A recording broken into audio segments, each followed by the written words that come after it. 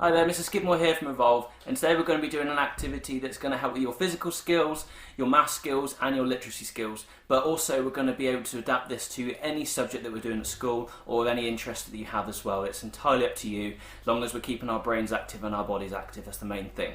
So today I'm going to show you a maths based element of this. What we're going to need, as you can see on the far side, we've got a bucket just there, got a ball in my hand, also got a coin, and we're going to be working our way across towards the bucket with these 4 markers on the floor there. I think you can just about see there.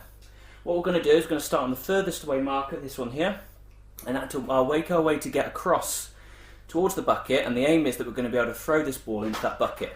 But how we answer our sums for the maths element will determine where we throw the ball.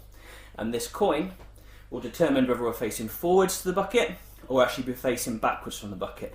So it'll add a little twist to the challenge. Okay, so I'm going to demonstrate how we get across and at what point we stop, and then I'll show you the whole thing really. So we'll start over here.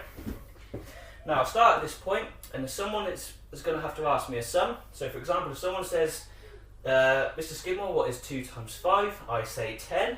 I get to move forward 1 space. If someone says, okay, Mr. Skidmore, what is 3 plus 4? And I say 7. Correct answer, I get to move forward 1. If someone asks me something I get it incorrect, that is where I stop, and this is where I'm going to have to throw the ball into the bucket.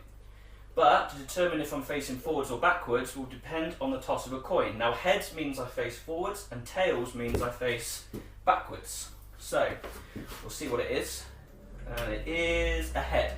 So I get to face forwards, throw it into the bucket. It's bounced out, but it went in. I've got evidence. So it went in, that means I get 1 point. And then you go back to the beginning.